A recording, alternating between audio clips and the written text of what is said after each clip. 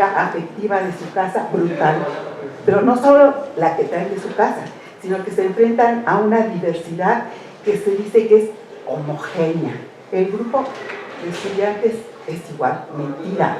El grupo es totalmente heterogéneo y se le trata como homogéneo, porque cada niño y cada niña traen un problema, un deseo, una actitud, una expectativa diferente. Y esa maestra o ese maestro no solamente tiene que transmitir conocimientos, sino también tiene que saber qué sienten, qué los motiva, qué actitudes. Se decían varias cosas aquí que me parecen importantes. Bueno, yo en la pedagogía no hablo de feminismos. En la pedagogía hablo de una pedagogía crítica, transformadora, emancipadora y dirán ustedes desde una perspectiva de Paulo Freire, donde todas las personas sabemos, tenemos saberes y el sistema me ha puesto a mí como maestra acá, ejerciendo un poder que no merezco tener y viendo a las personas de abajo, hombres, mujeres, niñas o niños, como si no supieran. A veces saben más que las maestras. Y en la academia, ser doctor o ser doctora, como dice un maestro de una maestra, no le quita uno lo pendejo. La sabiduría, esa parte que se aprende en la vida cotidiana, es la vida cotidiana. Y esa vida cotidiana es la que debería de plantear los problemas. Y en ese sentido me voy a algunos puntos que plantearon Conchita, Adi y Gabriela. El feminismo ni la perspectiva de género son contenidos educativos. Y quien me diga que la perspectiva de género o la teoría de género tiene que ser un contenido educativo, no es feminista. Todos los derechos humanos no se aprenden, se ejercen y se pelean, justamente para quitar los privilegios.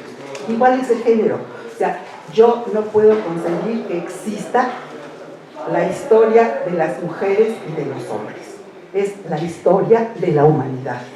Y como historia de la humanidad tenemos que vivirla, ejercer los derechos. Se habla del derecho a la igualdad y resulta que en educación se habla de igualdad de oportunidades. Falso. La igualdad sustantiva son 4 cosas. La igualdad de oportunidades es nada.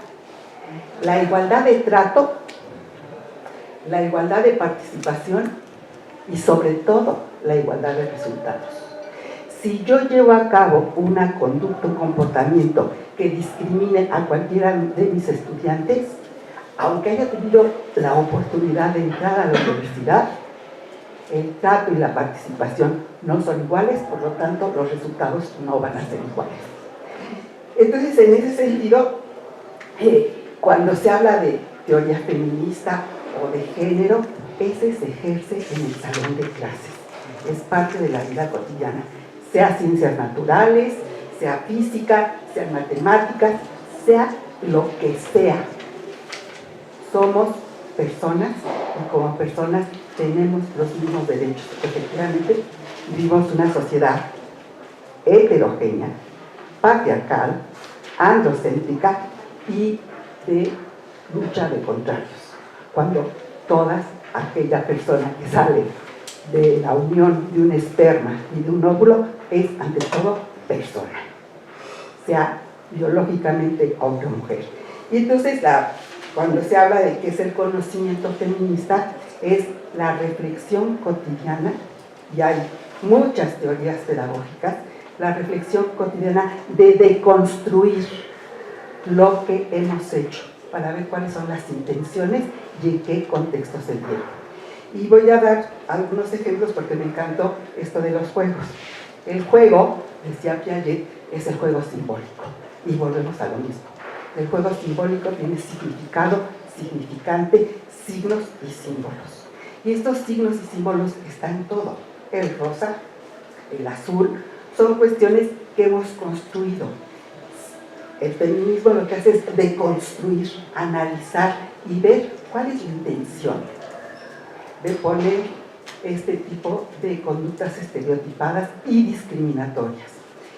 Y una de las cosas que me parecen importantísimas, y lo voy a decir, es el lenguaje. Se cree que el lenguaje, es decir, el perro y la perra son el mejor amigo y amiga del hombre y la mujer. No, eso era Fox. Ese Fox era las niñas y los niños. No, el lenguaje, y fíjense aquí, Francesca lo sabrá mejor que yo, hay un filósofo que se llama Wittgenstein que decía: los límites del mundo son los límites del lenguaje. Y otros dos autores, Piaget y Vygotsky, decían: todo lenguaje tiene una representación simbólica, y esa representación simbólica hace crecer la competencia, si queremos usar esos términos neoliberales, hace crecer el pensamiento. Todo lo que no se nombra no existe. Y en la medida en que, por ejemplo, en los libros de historia se habla y se pone la figura en los libros de texto, la evolución del hombre, y sacan al chango y cómo se va transformando ese chango en señor y acaba transformándose en top, pero nunca sale una mujer, ¿sí? Pero fíjense cómo el lenguaje trastoca todo. Humboldt en sus viajes siempre llevó una parte de la especie, el macho. ¿Por qué? Porque el macho cuida el lugar donde está la hembra con sus crías. Y entonces se ha estudiado siempre a los machos, porque las hembras estaban escondidas. Y ha sido a tal grado que hay ahorita una investigación en cardiología, según nos dijo Clara Hussman, en donde se ha visto que los infartos en los hombres tienen ciertas causas, tienen ciertos síntomas y se curan con ciertos medicamentos. Y quisieron tratar a las mujeres bajo ese mismo sistema y resulta que se morían las mujeres. ¿Por qué? Porque ni son las mismas causas, ni son los mismos síntomas, ni son los mismos tratamientos postoperatorios. O sea, las diferencias son brutales. Muchas de estas diferencias se han construido culturalmente. Y en estas diferencias culturales me voy al salón de clases. Fíjense la importancia del lenguaje, que no es el, las, los. Ustedes que estudian pedagogía han oído hablar de la taxonomía de Bloom. ¿Sí, verdad?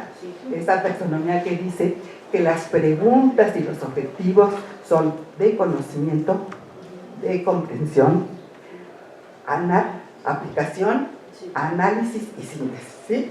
Sí, son esas. Estas sí. Bueno, pues en un salón de clases, después de 2 años de observación, las maestras, y aquí voy con lo que decía Concepción, las maestras, incluso nosotras las feministas, metemos la pata, porque tenemos tan introyectadas en nuestras estructuras mentales esta ideología patriarcal, androcéntrica, hegemónica y heterosexual, que metemos la pata. Pues las maestras les preguntan a los estudiantes hombres, les hacen preguntas que requieren de un nivel de síntesis, el último nivel de la taxonomía de Bloom. Y a las niñas les hacen preguntas de conocimientos. Por ejemplo, ¿cuándo fue la independencia de México? El 15 de septiembre de 1810. Esa es una pregunta de conocimiento. Y a los niños les preguntan cuáles fueron las razones que determinaron las independencias en América. Y los chavos tienen que buscar para analizar y sintetizar y dar una respuesta. Cuando se le pregunta a la maestra, ¿por qué haces estas diferencias? Estas son diferencias de trato, no hay igualdad de trato. Entonces dice, bueno, pues lo que pasa es que tengo que preparar bien a los hombres porque van a mantener a sus familias, ¿sí? Entonces se le dice a la maestra, y están aquí nuestras compañeras maestras, pero eso está publicado. Se les dice, ¿y tú qué haces aquí? ¿Sí? No, pues yo estoy enseñando a las niñas y a los niños. Y ahora me voy a la depreciación que hay. No hay cosa más desprestigiada económica en estatus profesional que el ser maestra o maestro. Entre los salarios, los horarios, grupos de 40, 50 estudiantes, 2 turnos, 3 turnos, pero eso sí, se tiene que actualizar, ¿eh? Eso sí, tienen que estar al día. Esto es igualdad, esta no es igualdad, ni en el salón de clases para los estudiantes, ni para quienes ejercen la docencia. Y otro de los puntos que me parecen importantes es el hecho de ¿por qué demonios no hablamos de la laicidad? Y se los digo ahorita porque parte del feminismo es justamente esta libertad que se tiene para creer lo que se nos dé la gana. Esta libertad para expresarnos como queremos. Y es raro el niño y la niña, o incluso ustedes y yo, tenemos que expresar. Me tocó al último, yo dije, ¿qué voy a decir si ya dijeron todo? ¿Sí? Esto cómo me va atropellando el sistema educativo, cómo me aliena el sistema educativo, cómo me impide pensar y expresarme en un lenguaje que amplíe mi posibilidad de conocer el mundo, es lo que hacemos. Entonces, cuando hablamos de feminismos, cuando hablamos de libertad, estamos hablando de humanidad. Estamos hablando de que toda persona que pone un pie sobre esta tierra tiene derecho a esa tierra, y no solo eso, tiene derecho no a ser, sino a estar con calidad de vida. Y la pregunta siempre que conocemos a alguien es, ¿cómo estás? No es, ¿cómo eres? Y tendríamos que preguntarnos las dos cosas.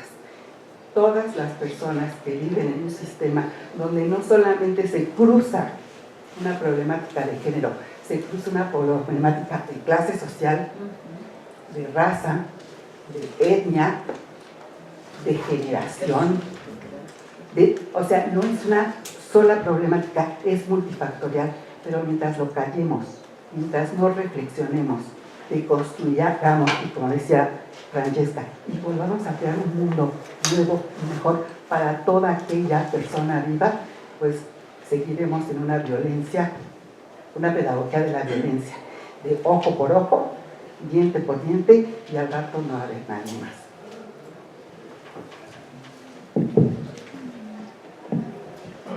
Pues hay muchas cosas que creo que queremos platicar y preguntar a los que están aquí en la mesa, y bueno, vamos a abrir para que ustedes pregunten con las compañeras que están en la mesa, y después también yo pediré el turno para hablar. ¿Quién quiere?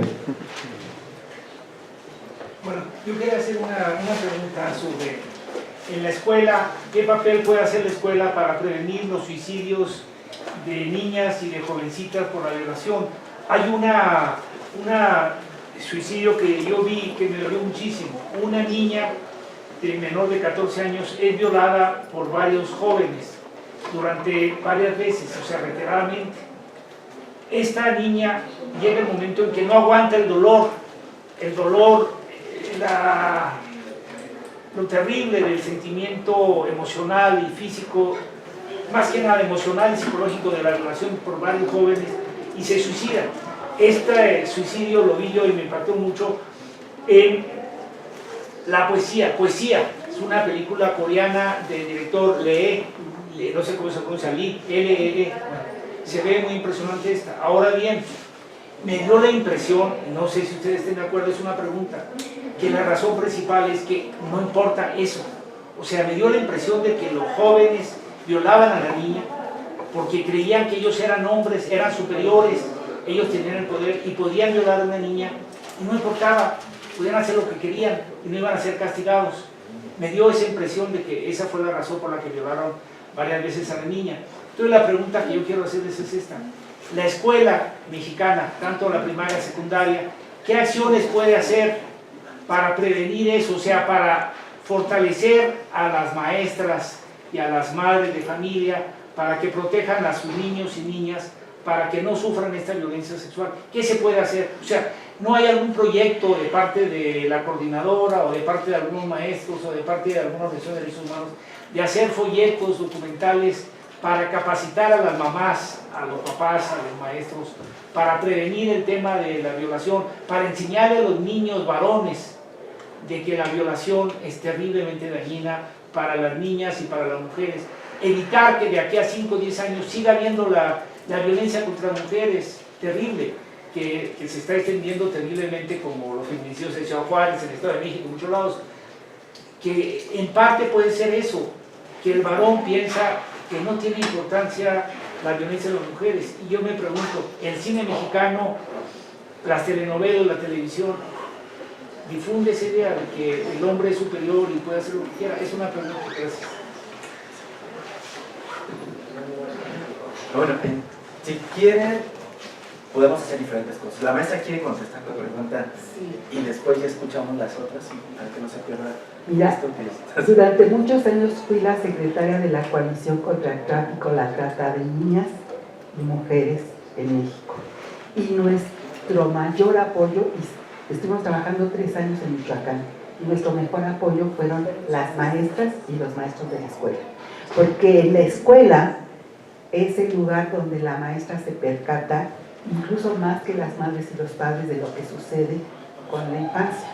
Pero lo que no se vale es cargar a la escuela y a las maestras ninguna problemática social. Y ahí es un trabajo muy coordinado, que lo dijimos hace rato. O sea, mientras no haya una toma de conciencia y una deconstrucción de lo que es un privilegio para el sexo masculino o al género masculino, es que se está violando un derecho a las mujeres. Las mujeres somos objeto desechable, y las violaciones a las niñas y a los niños, porque también es muy fuerte esto, siendo niños igual son violados. Efectivamente, la escuela es el único espacio en donde se puede tener cautivos, por decirlo de alguna manera, a los niños y a las niñas. Pero la pobreza en nuestro país, y lo digo, es un caso, una chica que fue objeto de trata antes de meterla al barco. La salvamos, una vez salvada se fue al DIF, se le desintoxicó una niña de 4 años. Haciendo el seguimiento, la buscamos en su pueblo en Michoacán, y el padre y la madre, la habían vuelto a vender como objeto, porque era de lo que vivían y comían las demás personas. Entonces el problema de la violación es un problema multifactorial que obedece también a la pobreza, a las necesidades. Pero lo que es cierto es que no podemos cargarles a las maestras toda la problemática social, porque ¿tienen contención ustedes? Las maestras tienen, o sea, las maestras solo trabajan, y los maestros, con sus herramientas personales, porque no hay el Estado que les permita resolver problemáticas que ni el mismo Estado resuelve.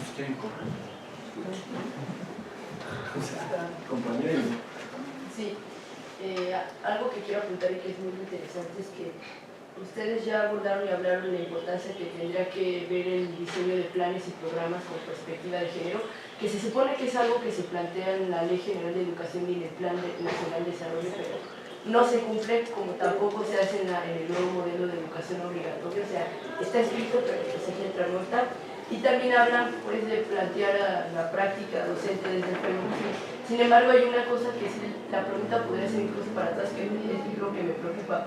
¿Cómo construimos una enseñanza desde el feminismo si las estructuras institucionales educativas que hay en el país son patriarcales y siguen dominadas por hombres? ¿Y por qué lo digo?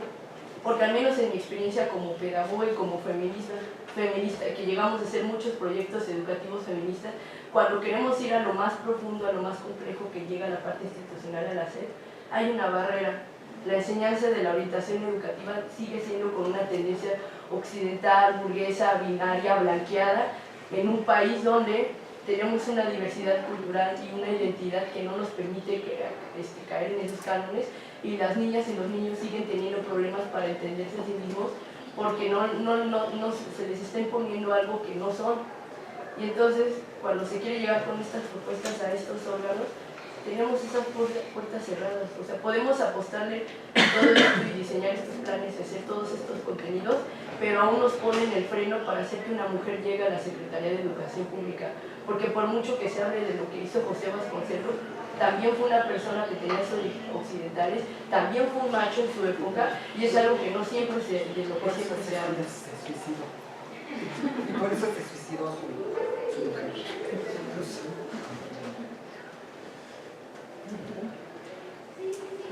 Es que yo creo que al final es una institución patriarcal, ¿no? No podemos obviar lo que dijo Francesca hace rato.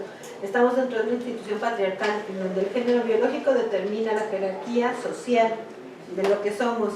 Y en ese sentido yo creo que el que llegue una mujer, o sea, podría llegar al Bester Gordillo, ¿no? Ay, no. Es decir, el cambio no es, o sea, una mujer formada dentro de las lógicas patriarcales tampoco serían una solución, ¿no?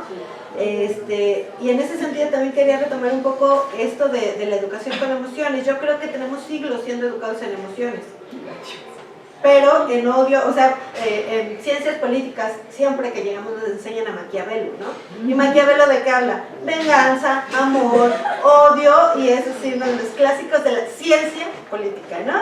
Es decir, nos están educando en emociones. La venganza es una emoción, pero son emociones violentas, son emociones que dicen que el poder tiene que arrebatarse, que los cuerpos son desechables. Entonces, la pedagogía de la violencia no es tan actual como a veces parece que suponemos. No tenemos siglos siendo educados así. Y en ese sentido es una institución patriarcal guerrera, ¿no? Se han puesto por eso las barreras.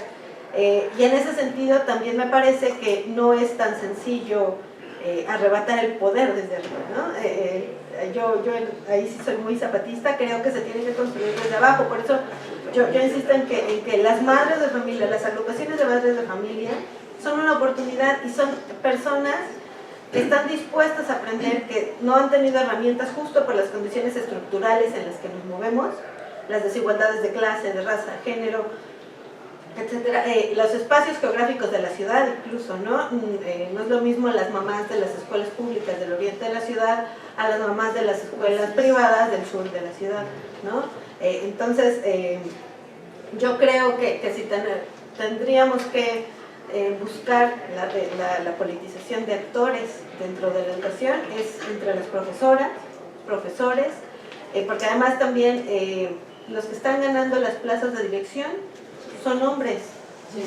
Entonces politizar a las profesoras, bueno, en este caso tenemos aquí buenos ejemplos, ¿no? Y a las madres de familia, son un sector, hace rato comentaba la maestra Gabriela, es que lo más precarizado es la mujer, perdón, la profesora, no, lo más precarizado es la madre, porque ahí ni siquiera son sujetas de salario en labores de cuidado y en labores domésticas, ¿no? Entonces yo creo que ahí tendría que trabajarse desde otro lado, que no es la cabeza de la SEP, además que llega una mujer más grande.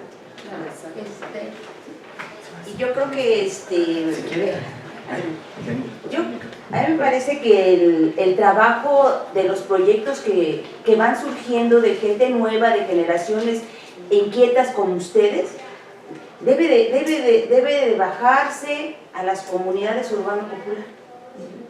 Porque si empezamos con un proyecto que se vaya a la Secretaría de Educación Pública o a cualquier instancia de gobierno de la sociedad mexicana, lógicamente que nos vamos a topar con nada, ¿no? Porque no nos van a respetar, así esté muy fundamentado perfectamente, con una experiencia tremenda, no lo van a aceptar. Aparte del trabajo en la primaria y en la secundaria, pudimos trabajar en comunidades de Oaxaca, de Chiapas, en lo particular, ¿verdad? Y por ejemplo ahí la historia, la comunidad, ¿quiénes iban a escuchar las pláticas de la historia? De todo eso?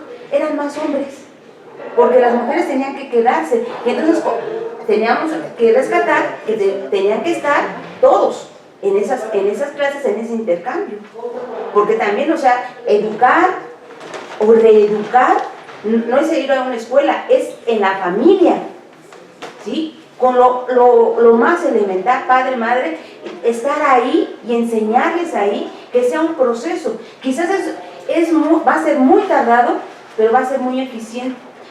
Nosotros, los que somos parte de la Coordinadora Nacional, el trabajo que hemos es cómo politizamos a nuestros compañeros, cómo politizamos a nuestras compañeras, con semillitas así de, oye, fíjate que esto, está pasando esto y esto y esto, ¿cómo vamos a hacer un cambio? Pues tenemos que ir a organizarnos con todos, con quienes estamos afectados, y casi nosotros les llamamos un brigadeo personal para poder. para poder llegar. Y hoy la Coordinadora Nacional tiene un proyecto educativo que se está construyendo, ¿verdad? Y cuesta mucho trabajo porque para empezar son de diferentes regiones, diferentes estados, que son de diferentes intereses. No, nosotros no vamos a partir de un programa, de un proyecto educativo estandarizado, homogéneo, porque eso no existe. O sea, ¿cómo les vas a decir a los niños de la Sierra de Oaxaca o de la selva de Chiapas, les enseñas el semáforo? Se los enseñaban. ¿No? O sea, ¿cómo? O por ahí salió en un periódico, no recuerdo, donde decía las fracciones, partes un pastel en cuatros, en sexos, pastel. Cuando los niños de las comunidades en su vida han comido un pastel, ¿sí? O las propias comunidades, yo les llamo en la provincia del Distrito Federal, que yo trabajé en Cuautepec, ¿verdad? Que yo le llamo provincia, porque es lo más alejado y es donde está la gente que emigra de los estados, porque baja la renta, ¿verdad? Viven, ¿sí? Entonces, su salario es muy precario, condiciones adversas, entonces tienes que partir de tu realidad y tienes que ir a esas zonas. Si nosotros en Cuautepec tenemos comunidades de niños indígenas, comunidades de niños emigrantes, ¿sí? Salvadoreños, nicaragüenses, de todos, porque por ahí pasa el tren y que se van quedando. Tenemos niños, ¿verdad? De gente que vende droga, ¿verdad? Entonces tienes que conocer una radiografía de tu comunidad donde tienes que tener influencia para que puedas proyectar lo que se tiene. Y es ahí donde tú tendrías que tener ese cambio, porque como decían aquí las compañeras, es yo diría, a partir de ti y de tu contexto social donde tú te desenvuelves. ¿Para qué vas a enseñar?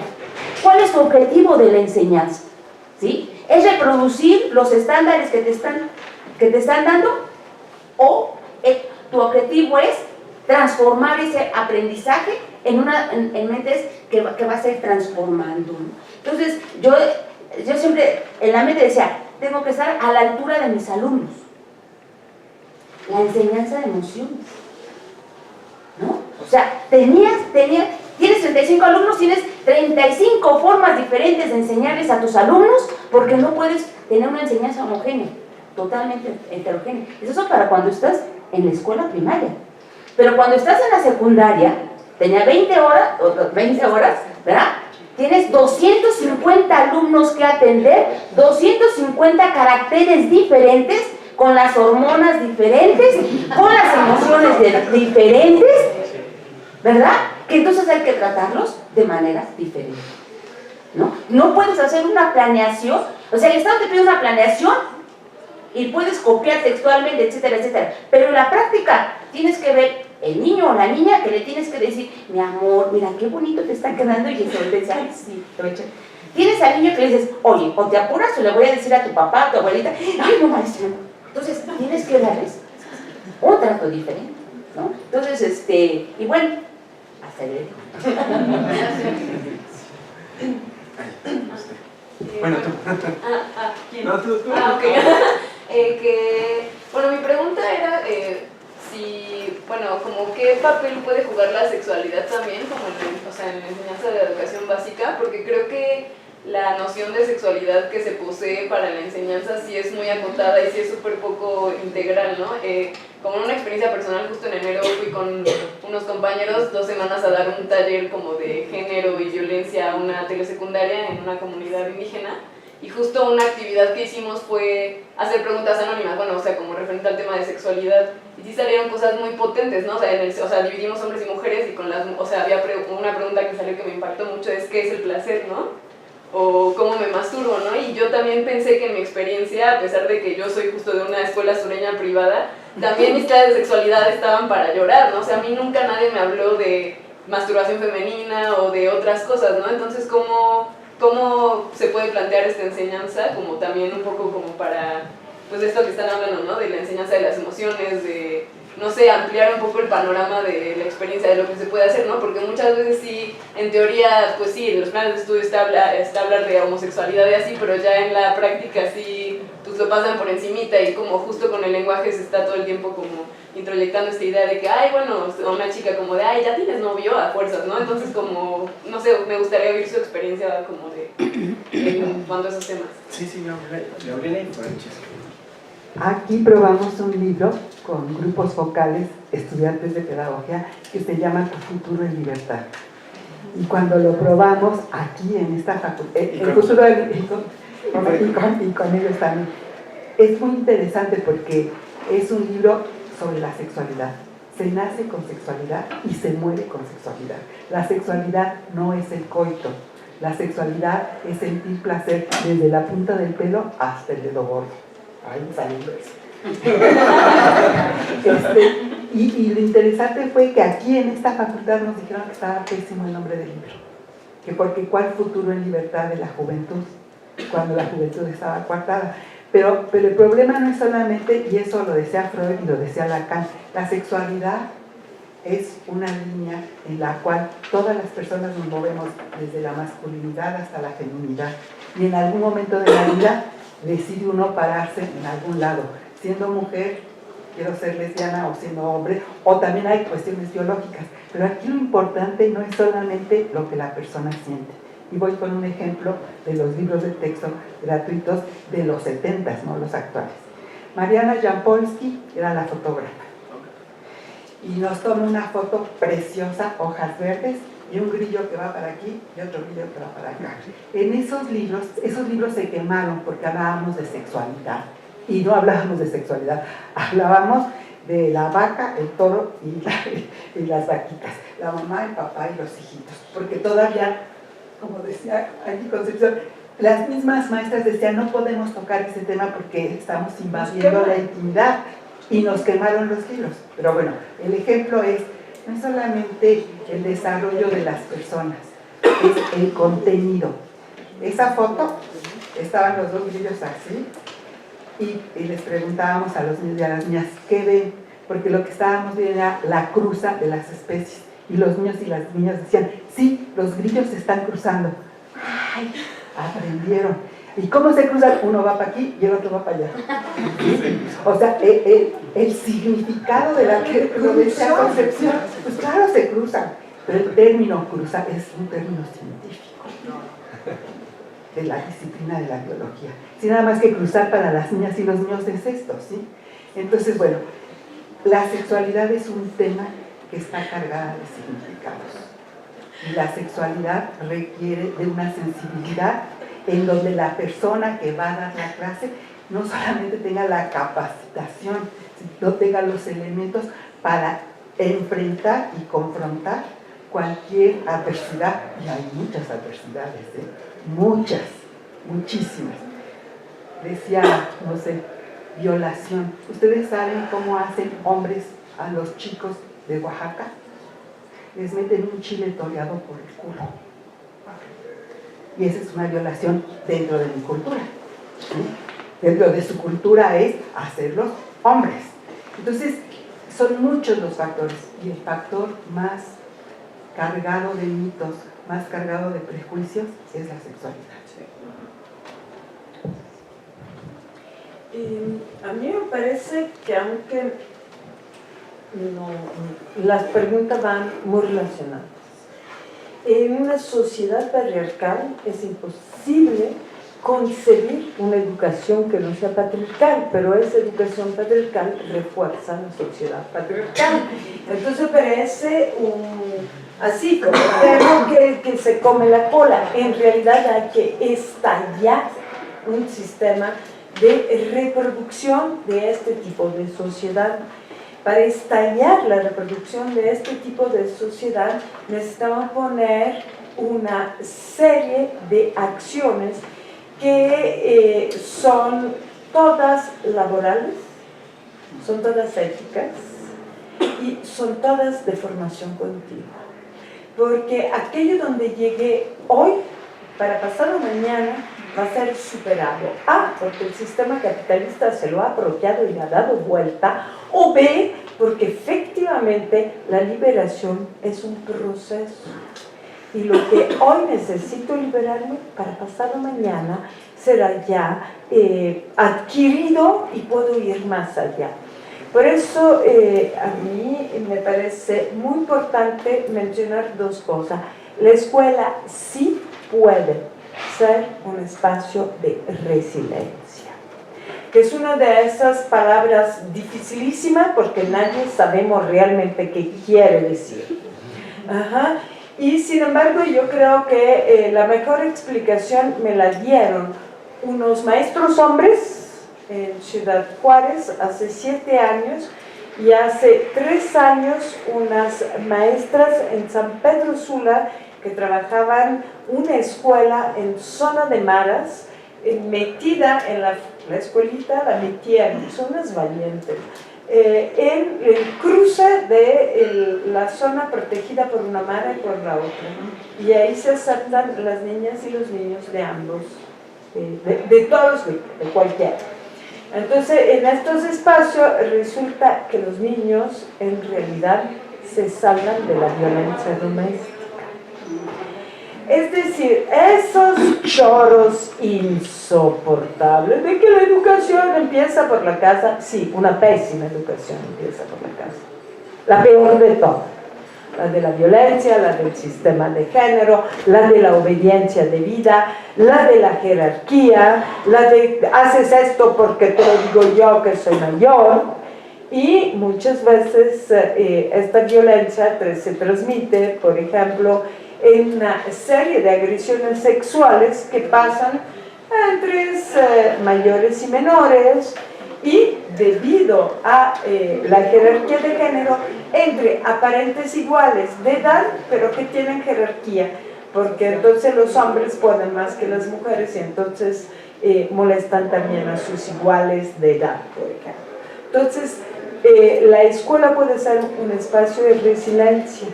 Y los programas de la reforma, sin embargo, va en contra de la escuela como espacio de resiliencia. Mi primo, que era médico, pediatra y que trabajaba en una zona de mucha violencia portuaria cerca de Nápoles, decía que las aliadas mayores de él desde el hospital eran las maestras cuando permitían a las niñas y a los niños vivir en paz. Vivir en paz. Tú tienes 5 horas de escuela al día, bueno, esas 5 horas te ponen a salvo de la violencia de tu padre, de la violencia de tu madre, de la violencia de tu hermano mayor, de tu primo que te ha violado 5 veces, de tu X, ¿no? Del conviviente de tu madre que además debe violentar a tu madre a través de violentar a sus hijos y una serie de otros espacios de violencia. ¿Qué sucede? La resiliencia efectivamente fortalece a las niñas y a los niños y evita situaciones de autoagresión como el suicidio. No obstante, el suicidio es siempre el último espacio y si la resiliencia no se puede llevar a cabo, eso se vuelve algo muy difícil. Lo que también es muy importante es que la violación no tiene que ver con la sexualidad. No es un hecho que pone en juego la sexualidad, pone en hecho el odio y las jerarquías. Una mujer violada, de la edad que sea, ¿sí?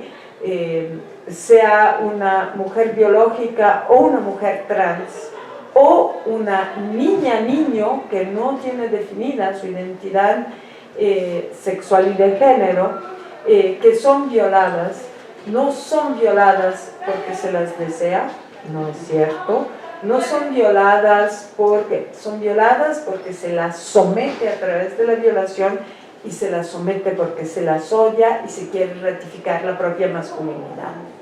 Entonces, en realidad, la violación de una niña se equivale al chile toreado en el culo. Es un aprendizaje de la masculinidad. Son equivalentes. Son dos hechos de violencia de los niños sobre sí mismos que pasan por una violencia sobre el cuerpo. Entonces, yo creo que además de que la escuela puede ser un espacio de resiliencia, es decir, de poder reconocer, un espacio de paz donde reconstituirse, donde sentirse 5 minutos bien. Es un espacio donde se puede aprender el placer. Y aprender el placer, por ejemplo, está el aprender, el placer de aprender, el placer de contar, el placer de jugar, el placer de sentir, el placer de ser escuchada o escuchado, el placer de poder jugar y tocarse. Y aquí es muy, muy importante porque estamos viviendo una dictadura de características terriblemente positivistas, pero también, ¿cómo le podría decir? Puritanistas, literalmente puritana, donde tocar a alguien es violentarlo. Perdón, no es cierto. Un abrazo te puede salvar la vida, ¿sí? El poder calmar a una niña o un niño agarrándolo de un brazo y decirle tranquilo no es una agresión sexual, es tocarlo. Y eso puede darte paz, puede darte placer, puede darte seguridad, puede darte la posibilidad de bajar la tensión en el aprendizaje de las emociones negativas. Entonces, tocar al otro en forma no agresiva y en forma de construcción es también un aprendizaje que podemos hacer en las escuelas y que puede evitar la violación, ¿sí? Evitar la violación, porque si te toco y te reconozco como humano, no te voy a hacer daño, dejo de odiarte. Vengo de 3 días en el encuentro de las mujeres que luchan en Chiapas y la mayoría de los talleres eran talleres para aprender a mirarnos a los ojos y a caminar juntas. Sí, éramos 5,000 mujeres que teníamos que aprender o reaprender o enseñarnos, pasarnos la información de cómo contar, cómo hablar, cómo mirarnos los ojos, cómo caminar del brazo de aquí para allá y regresar. El espacio era poquísimo, por lo tanto no podíamos caminar kilómetros, entonces íbamos y volvíamos mirándonos a los ojos, ayudando a la otra a no caer. Yo creo que la escuela puede ser también eso, y eso es una educación para la paz, y como toda educación para la paz, no es una educación patriarcal. Creo que eso es muy importante.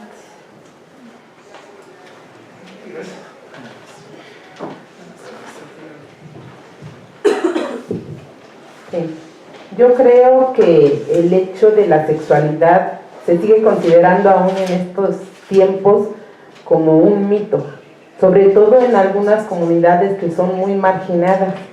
Entonces yo creo que lo que nosotros pudiéramos hacer dentro de las escuelas es tratarlo como algo de lo más natural, porque así es, ¿no? Tratarlo con la naturaleza que conlleva y hablar con los niños, no importa la edad, desde los niños pequeñitos de preescolar o de los primeros grados de primaria, y hacerles saber que lo que es el conocer su cuerpo, el sentir placer, el tener esa necesidad es algo natural. Y yo creo que no nada más que los niños sepan que no hay pecado en eso, que no hay algún problema mayor, ni que tengan el temor de comentarlo con los demás, sino también hacer el trabajo directo con los padres de familia. Yo creo que llamar a los padres de familia y hacerles saber que ellos son necesarios en que sus niños sientan esa seguridad para poder desarrollarse en forma efectiva y afectiva lo más natural y convenientemente, es algo necesario, que ellos deben de tener también elementos, que no deben de seguir con esos tabúes ni esos temores, para que ellos conozcan y puedan transmitir también a sus hijos esa seguridad, esa paz interior y ese conocimiento de que si yo lo siento, si yo lo quiero, si yo lo tengo la incógnita de cómo puede ser, los niños sientan la confianza de acercarse tanto a los padres de familia, a los hermanos mayores o a los maestros en las escuelas. Hace ratito que comentaban acerca de la violación, decían, es cierto que en la escuela nos podemos dar cuenta de eso, porque se nota un cambio inmediatamente en la forma del comportamiento de los chicos. Entonces nosotros observamos y lo primero que tenemos que hacer o que hacemos es llamar a los padres de familia y preguntar qué pasa. Porque esos cambios tan drásticos en muchas ocasiones significan algo. Hay papás que se cierran y que yo creo que en la medida en que nosotros damos la confianza, ellos pueden empezar a abrirse y a dejarse ayudar para tratar de evitar este tipo de situaciones que se siguen generando. Y como decían hace ratito, no solamente es en las mujeres, también en los hombres, ¿no? En los hombres pequeños, y decimos muchas veces, es en la gente que se encuentra más cercano a ellos, que se encuentra dentro de casa, y que si no existe esa confianza generada desde cualquier lugar o cualquier persona que se encuentre cercana al niño, se va a seguir dando como una constante. Una pregunta a ti. ¿Y cuando el violador es el padre o el hermano, qué hace? O sea, esa es una inquietud muy fuerte que tengo. Sí, yo creo que hay, por experiencias propias, con madres de familia, de cuando yo empecé a trabajar, había mamás que iban y yo creo que sentían la confianza y preguntaban, es que yo ya no quiero tener hijos y mi esposo no quiere que yo me proteja, no quiere que yo use anticonceptivos, ¿cómo le hago? Yo creo que es un trabajo muy arduo, y el hecho de tratar de generar la confianza en las propias personas, ¿no? En las madres de familia en este caso, para que ellos se den cuenta de que son la única persona que va a liberar al niño de esa situación, que deben de tener la fortaleza para enfrentarse directamente al padre de familia, porque no solamente los niños están siendo violentados, sino ellas mismas, ¿no? Porque ellas se enteran de que los niños son violados por los propios padres, y el hecho de seguir conviviendo en el espacio pues es algo muy difícil que no les permite desarrollarse, ¿no? Entonces yo creo que hacer que la gente primero que nada se dé cuenta de que está en un problema, y que la única persona que lo puede detener es ella misma, ¿no? Darle esa seguridad, brindarle todo el apoyo que se pueda dar, hacerle del conocimiento de que hay instituciones y muchas otras personas que la van a respaldar, para que sintiendo la seguridad pues pueda echar manos a la obra, ¿no? Porque mientras la persona no se dé cuenta que es parte de ese mismo problema, no se va a poder hacer nada.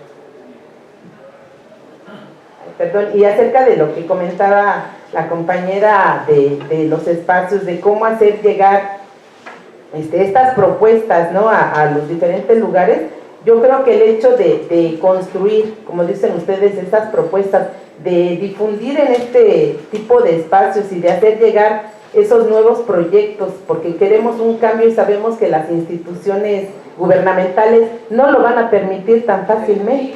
Entonces nosotros, aportando ese pequeño granito de arena en los diferentes espacios que podamos, puede ser dentro de nuestra misma colonia, dentro de nuestra misma escuela o salón de clases, ir haciendo sus trabajos, círculos de estudio. Yo creo que de esa forma va a ser un proceso largo, pero es un proceso que puede dar ese cambio hacia lo que nosotros queremos. Yo ahí quisiera decir algo que me parece en este momento en nuestro país, hasta se me hace así, la laicidad está atentado horrible contra la laicidad. Y yo sí creo que en este país quienes han mantenido la laicidad es el maestro y la maestra en el aula, porque como Estado y como gobierno no se ha hecho nada. Y me parece que eso es importantísimo y que hay que reconocerlo. ¿Sí? Eso se hace en el aula, no se hace ordenito.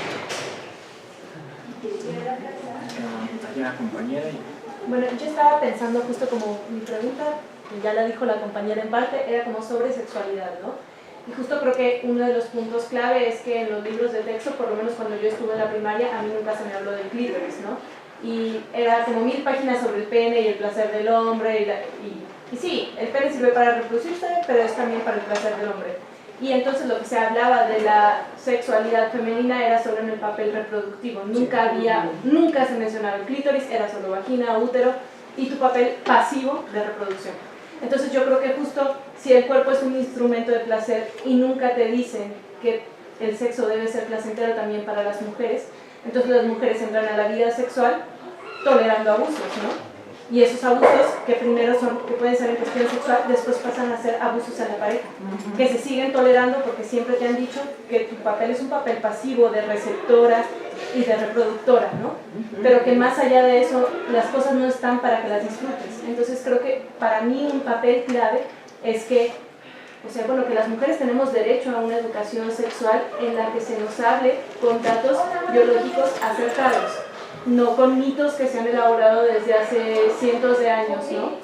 Y creo que pues, los libros de texto tienen ahí y la educación también en la escuela es una ficha como en el tablero súper importante que no sé si ya se haya modificado hace mucho que deje de estar en primaria, pero... Lo tienes muy claro. Así es. Ya no hay respuesta. No se habla de placer de las mujeres, no se habla de placer de los niños, se confunde la sexualidad con la reproductibilidad, por lo tanto el placer de las personas transgéneros, transexuales, intersexuales, tenemos 5 sexos biológicos y solo 2 géneros aceptados socialmente hasta ahora. Esto está cambiando. Pero los 5 sexos biológicos no todos son reproductivos. Ni todos los orgasmos, ni todas las eyaculaciones de los hombres son orgasmos. Claro. Eso es importantísimo. Ni es necesaria la eyaculación para tener un orgasmo, que es otra cosa que a los hombres no se les enseña y creen que tienen orgasmo cuando llegan. ¿A dónde demonios llegar? Eso no se entiende. Se puede tener realmente placer. Ahora bien, yo creo que el término placer es muy ligado a situaciones placenteras. Sexualidad y reproducción no es lo mismo. Ser mujer y ser hombre no es la totalidad de las diferencias sexuales que tenemos. Y finalmente hay juegos que ni siquiera identificamos como sexuales y lo son.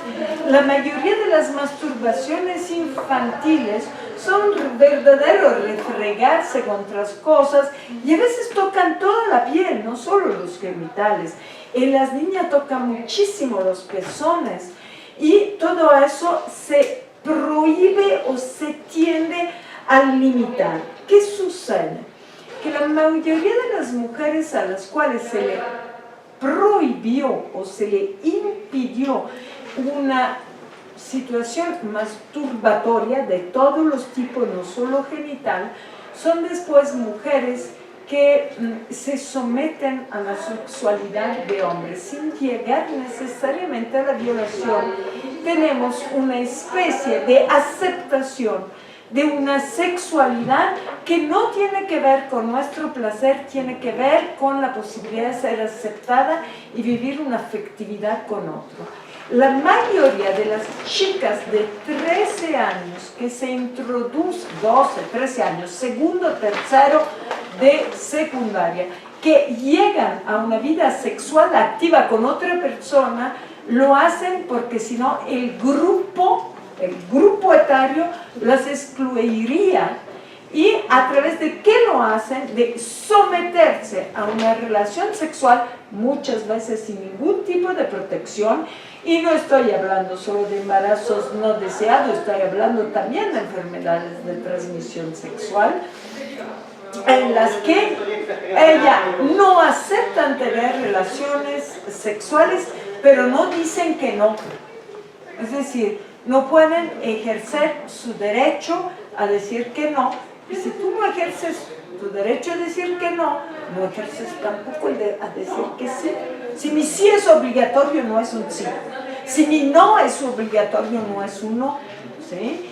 Entonces, tenemos sexualidades que nos llevan a embarazos adolescentes, sexualidades que nos llevan al aprendizaje de la sumisión, es decir, a no poder ejercer la propia elección, y sexualidades que reproducen la manada, ¿sí?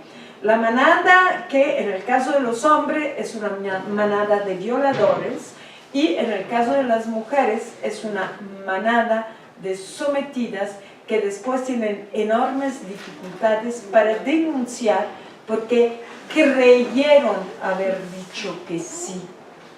Y eso a los 12, 13 años. Es decir, no es cierto que la buena educación sexual hace que incremente la violencia. Nos limitaría la violencia y la falta de educación sexual hace que, en cambio, la sexualidad sea agresión y sumisión. Esa es hoy en día las relaciones coitales escolares, en edad escolar, son relaciones de agresión y sumisión, no de placer. Y ahí tenemos que luchar por algo. Se habla de los derechos sexuales y reproductivos. Dice derechos sexuales, y hablamos de derechos sexuales. Y hay derechos reproductivos. No todas las mujeres quieren ejercer su derecho reproductivo, pero todas las mujeres queremos ejercer nuestro derecho a la sexualidad. Yo quiero agregar algo. Me parece que justo lo que comentan tiene que ver también con un debate importante en los grupos que participan de la educación. Y otra vez voy a regresar al tema de asociaciones de padres de familia y libros de texto, ¿no? Resulta que las asociaciones de padres de familia de élite, digamos de alguna forma, que son los que además se erigen como voceros de la asociación de padres de todo el país, de todas las escuelas, sí tienen una cargada cristiana, pero de la más dura y de la... que además han empezado, esto me parece muy curioso porque a mí van 2 veces que me llegan videos, uno de Guadalajara y otro de Monterrey, que están circulando entre comunidad de padres y madres de escuelas privadas, en donde, y justo me los mandan para preguntarme si es cierto que están haciendo eso con nuestros niños. Entonces el discurso es, la retórica es, les quieren enseñar sexualidad a nuestros niños para decirles que son homosexuales o lesbianas. Entonces, esto lo que está defendiendo son intereses externos y no es lo que nosotros como padres queremos. Entonces, es un discurso que se está moviendo sobre un sector muy específico, pero que es el sector que está participando de lo público, cuando se hacen las dictaminaciones de libros de texto, cuando se hacen los planes y programas de estudio, cuando se hacen todos los modelos. Entonces, otra vez mi insistencia, ¿no? Todas las agrupaciones de madres que no están articuladas, ni siquiera saben que hay personas que están hablando en su nombre y que dejan pasar por alto todas estas desinformaciones que van a tener además un impacto directo en lo que sucede en el entorno escolar y en la seguridad sexual de los niños, ¿no? No, es una verdad. Yo creo que efectivamente la sociedad de padres, nosotros llamamos sociedad de padres fantasmas, que no existe porque al final de cuentas se autonombran y que normalmente son de ultraderecha los que dan ese posicionamiento, y que a los padres de familia de escuelas públicas, o sea, ni siquiera, al contrario, dan una apertura. Tampoco digo que todos, pero está más abierto porque saben que es un proceso en el cual sus niños o sus niñas requieren, porque ellos, algunos reconocen que no tienen la capacidad de enseñarles una educación sexual, y si es la escuela que les puede ayudar un poco, están abiertos, ¿no? Yo creo que ya aquí las compañeras que han elaborado libros saben que o los queman o los desaparecen, no se permite la publicación, etcétera, etcétera, y ahí tenemos, ¿no?, un retraso. ¿Por qué? Porque al final de cuentas, un pueblo ignorante, más controlado, mejor manejado y tenemos un sistema patriarcal que va a seguir dominando y que las mujeres que somos en esta sociedad mexicana, que somos más del 50%, pues nos dejan ahí y de todos los niveles.